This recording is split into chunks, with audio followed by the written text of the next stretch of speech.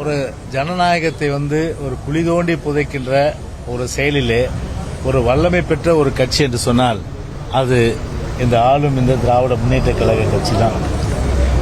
எனவேதான் ஏற்கனவே இந்த இடைத்தேர்தல் நீங்க பார்த்திருப்பீங்களே, ஈரோடு இடைத்தேர்தலில் எந்த அளவுக்கு ஒரு ஜனநாயகத்துடைய அந்த கருத்துக்கள், ஜனநாயகத்துடைய அந்த நெறி, ஜனநாயகத்தை நெறித்து கொன்று மக்களை எல்லாம், வாக்காளர்கள் எல்லாம் ஆடு மாடுகளை எல்லாம் போட்டு அடைத்து, பட்டியலை அடைத்து, குறிப்பாக பிரச்சாரத்துக்கு எதிர்க்கட்சிகள், அது எதிர்க்கட்சி தலைவர்கள் பிரச்சாரத்துக்கு மக்கள் போகக்கூடாது என்கின்ற வகையில் மக்களை எல்லாம் அடைத்து அதன் அடிப்படையில் ஜனநாயகத்தை படுகொலை செய்ததெல்லாம் நிச்சயமாக நீங்கள் எல்லாம் மறந்திருக்க மாட்டீங்க. நீங்க அந்த ஒரு அடிப்படையில் ஆரம்ப காலகட்டத்திலேயே ஒரு திருமங்கலம் ஃபார்முலா, இந்த ஃபார்முலாவை கையில் எடுத்துக்கொண்டு பணத்தின் மூலம், அதே போல படைபலத்தின் மூலம், சாமதான பேதம், தண்டம் இவற்றையெல்லாம் பயன்படுத்தி ஒரு போலியான வெற்றியை பெற வேண்டும் என்ற வகையிலே, எப்படியும் வெற்றி பெற வேண்டும் என்ற வகையிலே பணத்தை கோடி கோடியாக வாரி இறைத்து அதன் அடிப்படையில் ஒரு போலியான வெற்றி பெறுவதற்கு எல்லா விதமான முயற்சி செய்வார்கள். அதற்கு கடந்த கால உதாரணங்கள் உண்டு. எனவேதான் 2009ஆம் ஆண்டு பொறுத்தவரை, இதே புரட்சித் தலைவர் அம்மாவை பொறுத்தவரை ஒரு முடிவெடுத்து அன்றைக்கு சட்டமன்ற தேர்தலை பொறுத்த ஒரு 5 தொகுதிகளுக்கு சட்டமன்ற இடைத்தேர்தல் நடந்தது. அந்த சட்டமன்ற இடைத்தேர்தலில் அன்றைக்கு இதே புரட்சித் தலைவர் அம்மா அவர்கள் அன்றைக்கு ஊட்டியிலே தலைமை கழக நிர்வாகிகள் எல்லாம் ஆலோசித்து அன்றைக்கு அந்த கூட்டத்திலே கூட நானும் கூட அந்த கூட்டத்தில் பங்கு கொண்டேன்.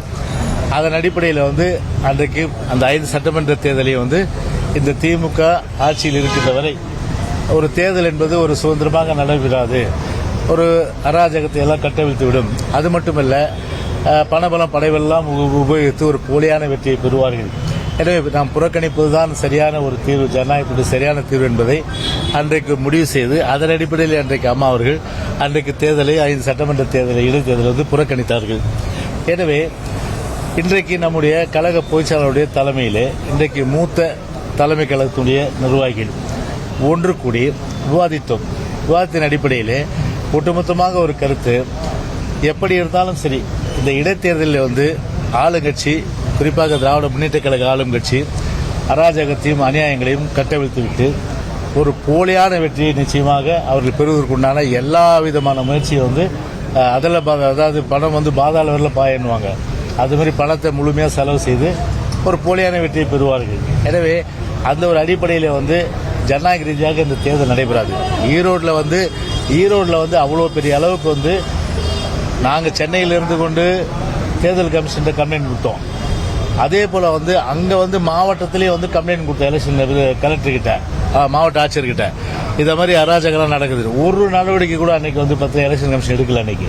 அப்போ இப்போ மட்டும் என்ன எடுக்க போறாங்க விக்கிரவாண்டியில்? நிச்சயமா அவங்க எல்லாம் அராஜகம் பண்ணுவாங்க, அட்டுழியம் பண்ணுவாங்க, அநியாயம் பண்ணுவாங்க, எல்லா விதமான இதை அரங்கேற்றுவாங்க. சென்னை மாநகராட்சி எலெக்ஷன் எடுத்தனால உயர்நீதிமன்றத்தினுடைய கண்டனத்துக்கு ஆளானதான் அன்னைக்கு உள்ள இந்த திராவிட முன்னேற்ற கழக அரசு. ஏறக்குறைய ஒரு 89 மாநகராட்சி மன்ற உறுப்பினர்களுக்கான அந்த வார்டில் ஒரு ரீ எலெக்ஷன் நடந்தது. ஜட்ஜி ஓட்டையே போட்டாங்க டிஎம்கே, நீதி அரசுடைய ஓட்டையே போட்டு நீதிமன்றமே கண்டனம் தெரிவிச்சிருக்கு. அந்த வகையில் எதற்குமே ஒரு குறுக்கு வழியிலே வெற்றியை பெறுவதற்குண்டான எல்லா முயற்சியும் செய்வார்கள். எனவே அந்த அடிப்படையில் தான் இது கூடி முடிவு செய்து ஒரு தேர்தலை ஒரு நியாயமாக, சுதந்திரமாக, ஜனநாயகத்தில் நடக்காது என்கின்ற வகையில் தான் இந்த தேர்தலை விக்கிரவாண்டி இடைத்தேர்தலை புறக்கணிச்சிருக்காங்க.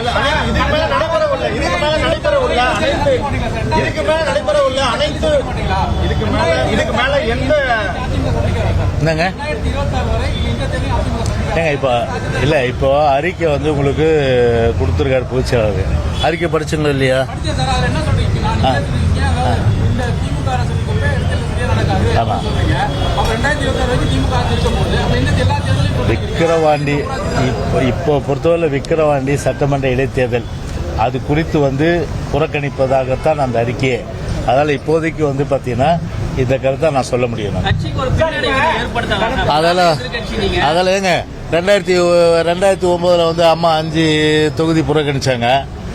2009 பெரிய அறிக்கை கொடுத்துட்டு அராஜகம், அட்டுழிய, அநியாயம், அத்துமீறல், ஜனநாயக படுகொலை, எல்லா பணத்தையும் வந்து கருப்பு பணத்திலிருந்து, கொள்ளடிச்ச பணத்திலிருந்து, கலெக்ஷன், கமிஷன், கரப்ஷன் எல்லா பணத்தையும் கொண்டு வந்து இறக்குவாங்க.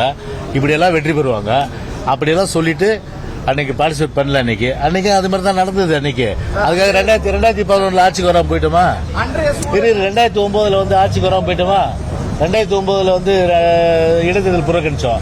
2011 ஆட்சிக்கு வந்துட்டோமே. அதுக்கு எதுக்கு? ஜனங்களுக்கு தெரியுது, மக்களுக்கு, வாக்காளருக்கு புரியுது. அதனால வந்து வாக்காளர் பொறுத்தவரை அவங்க வந்து பொதுச்சாளர் கொடுத்த அறிக்கை இப்போ வந்து இங்க ஊடகம் மூலம் பேசுறதை வச்சு அவங்க வந்து தெளிவுபடுத்திடுவாங்க. இன்றைக்கு என்டிஏ கூட்டணி ஒன்று இருக்கு. நாம் தமிழர் கட்சி நம்முடைய வேட்பாளர்கள் அறிவிக்கிறாங்க. அப்படி இருக்கும்போது பிரதான எதிர்கட்சியா இருக்க அதிமுக வேட்பாளர் அறிவிக்காது மக்கள் மத்தியில் ஒரு நம்பிக்கை இழப்பு ஏற்படாதா? 2026 தேர்தலுக்கான ஒரு முன்னோட்டமா இதை நீங்க எடுத்துக்க கூடாது? இல்ல, கண்டிப்பா வந்து அந்த மாதிரி சொல்ற அந்த கருத்து உங்களுக்கு வந்து கண்டிப்பா அது ஏற்றுக்க முடியாதது. மக்களுடைய நம்பிக்கை பெற்ற இயக்கம் தான் அனைத்து இந்திய அண்ணா திராவிட முன்னேற்ற கழக இயக்கம். அதுதான் 1 கோடி ஓட்டு வாங்கியிருக்கோம். மக்கள் நம்பிக்கை இல்லைன்னா 1 கோடி ஓட்டு வாங்கியிருப்போமா? அதனால அந்த கருத்து ஏற்றுக்க முடியாத கருத்து. ஏன்னா இந்த தேர்தலை பொறுத்தவரை பாத்தீங்கன்னா கண்ணுக்கு பாப்பீங்க. இப்போ நீங்களே இப்போ என்ன பண்ண போறாங்க பாருங்க. அந்த அளவுக்கு அவ்வளவு வந்து ஒரு மணி வந்து பணத்தை பொறுத்தவரை சர்வசாரமா புழங்கும். அராஜகம் வந்து எல்லா அமைச்சர்களும் வந்து இருக்கிற வந்து அரசாங்க வேலையை, நிர்வாகத்தை கவனிக்கிறத விட்டுட்டு பூரா அங்கதான் போய் அங்க ஒவ்வொரு 10 பூத்தா பிரிச்சு எல்லாமே வந்து அண்டா குண்டா செம்பு, அதுக்கப்புறம் பார்த்தா கொலுசு, அப்புறம் தங்க செயின், அதுக்கப்புறம் வீட்டுல பாத்திரம் கூட கழுவி விடுவாங்க டிஎம்கேல. அதுக்கப்புறம் துணி கூட துவச்சு போடுவாங்க டிஎம்கே. அப்படிப்பட்ட ஒரு கேவலமான வெற்றியை வந்து இன்னைக்கு வந்து பெறும். அதனால இந்த ஒரு தொகுதி வந்து புறக்கணிக்கிறதால ஒன்றும் பெரிய அளவுக்கு ஒன்றும் ஒரு பாதிப்பு வர போறது இல்லை.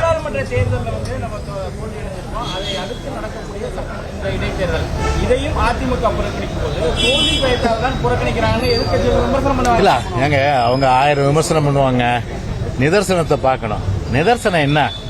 ஜனநாயக ரீதியா நடக்குமா எலெக்ஷன்? மனசாட்சி தொட்டு சொல்லுங்க பார்க்கலாம். ஜனநாயக ரீதியில வந்து திமுக வந்து அதிகாரத்தை வந்து பயன்படுத்தாம இருக்குமா? பணபலத்தை பயன்படுத்தாம இருக்குமா? படைபலத்தை பயன்படுத்தாம இருக்குமா? இல்ல அமைச்சர்கள் யாருமே போக மாட்டாங்களா? இல்ல பூத்து அங்க அமைச்சர்கள் 10 பூத்து பிரிச்சு கொடுத்துட்டு எல்லா பொருட்களும் வந்து கொடுக்காம இருப்பாங்களா? இல்ல துணி வீட்டுக்கு போய் வாக்காளர் வீட்டுக்கு துணி துவைக்காம இருப்பாங்களா? இல்ல வாக்காளர் வீட்டுக்கு போயிட்டு வந்து பாத்திரம் தேய்க்காம இருப்பாங்களா?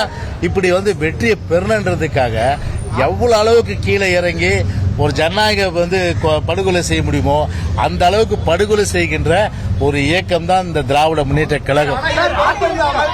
சொன்ன எல்லா குற்றச்சாட்டையும் பொருட்படுத்தாமல் அதே என்டிஏ கூட்டணி நிக்கிறாங்க, நாம் தமிழர் கட்சி கூட்டணி நிக்கிறாங்க. அவர்களுக்கு இருக்கக்கூடிய விஷயம் ஏன் நமக்கு இல்ல? இல்ல நீங்க தோல்வி அடையல என்ன பிரச்சனை? தோல்வி அடைந்தாலும் கூட இல்ல அப்படி நாங்க வந்து சும்மா அவங்க ஏங்க யதார்த்த நிலையை உணர்ந்து நாங்க வந்து ஒரு முடிவெடுத்திருக்கிறோம். What is the ground reality, அதை அடிப்படையாக கொண்டு இந்த முடிவு எடுத்திருக்கிறோம். அவங்க ஏங்க அவங்கள பெரிய கட்சியாவே ஏங்க என்டிஏ ஒரு பெரிய கட்சி எடுத்துக்க முடியாது. இவங்க ஒரு பெரிய கட்சி எடுத்துக்க முடியாது. இது நாம் தமிழர்லாம் அண்ணா திமுக தாங்க பெரிய கட்சி. அதனால அவங்க போறாங்கன்னா போட்டோம். அதை பத்தி தொண்டர்களுக்கு இது ஒரு பெரிய ஏமாற்றத்தை கொடுக்காது. எதுங்க இடைத்தேர்தல்ல அதிமுக ஜெயிக்க வைக்கணும்னு நினைக்கக்கூடிய தொண்டர்களுக்கு இது ஒரு பெரிய ஏமாற்றம் ஏங்க. அதுதான் நான் சொல்றேனுங்க. இப்ப வந்து ஜனநாயக ரீதியில தேர்தல் நடந்தா வெற்றி நாங்க தான். அதை என்ஷூர் பண்ண முடியுமா எலெக்ஷன் கமிஷனால? 100% அளவுக்கு இல்ல. ஃப்ரீ அண்ட் ஃபேர் எலெக்ஷன் நடக்கும். ₹1 கூட வந்து யாருமே கொடுக்க முடியாது. எல்லா செக் போஸ்டுமே நாங்க வந்து பாப்போம். இதுல பார்த்தோம் எங்க ஈரோடுல செக் போஸ்ட் இருந்ததா? செக் போஸ்ட் இருந்ததா? சரளமா போயிட்டு வந்திருந்தாங்க. அப்ப இது பணம் அந்த அளவுக்கு சரளமா நடமாடிட்டு இருந்தது. பட்டி தொட்டி மாதிரி மக்கள் எல்லாம் அடைச்சு ஒரு எதிர்கட்சி தலைவர்கள் வந்து அவங்க பிரச்சாரத்துக்கு போக விடாம காலையில இருந்து சாயந்தரம் வரல அவங்களுக்கு வந்து சாப்பாடுல இருந்து எல்லாமே கொடுத்து இப்படி வந்து ஒரு ஜனநாயகத்தை வந்து படுகொலை செய்யற ஒரு கட்சி கண்டிப்பா இந்த தேர்தல் அரங்கேறும். அதனால இதனால வந்து ஒரு பெரிய அளவுக்கு வந்து ஒரு பாதிப்பு அதிமுக கிடையாது. எங்களை பொறுத்தவரை வந்து கூட்டணி கட்சியான தேமுதிக கிட்ட கலந்து ஆலோசனை பண்ணீங்களா? அவங்க என்ன நிலைப்பாடு இல்ல இது வந்து இப்ப தலைமை கழக நிர்வாகிகள், மூத்த தலைமை கழக நிர்வாகிகள், குறிப்பா வந்து பொதுச்செயலாளருடைய தலைமையில ஒன்று கூடி எடுக்கப்பட்ட முடிவு. அது கூட ஏற்கனவே ஒரு முன்னுதாரணம் இருக்கு. அம்மாவும் வந்து அதை உணர்ந்தாங்க. 5 தொகுதியில் தேர்தல் நடந்தா கண்டிப்பா வந்து இவங்க எல்லா விதமான அளவுக்கு அராஜகம் பண்ணுவாங்க.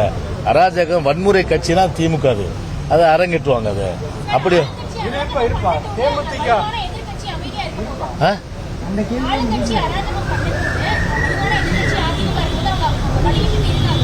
இல்ல இப்போ நான் சொல்ல வர ஒரே விஷயம் என்னன்னா,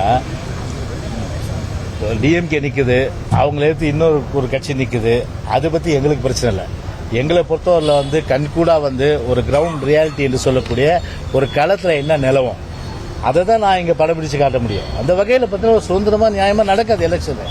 நியாயமா சுதந்திரமா நடக்காத ஒரு எலெக்ஷன்ல எதுக்கு போய் வேஸ்டா போய் நிக்கணும்? அதான் எங்களுடைய கேள்வி. இல்ல அதுதாங்க இப்ப எங்களை பொறுத்தவரை இப்ப எங்க கட்சியினுடைய பொதுச் செயலாளர் அவருடைய தலைமையில வந்து தலைமை கழக மூத்த நிர்வாகிகள் ஒன்று கூடி முடிவெடுத்து உங்களுக்கு அறிக்கை கொடுக்கப்பட்டிருக்கு.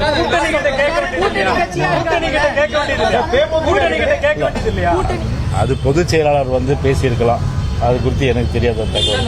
தெரியாம ஒரு விஷயத்த நான் பேச முடியாது.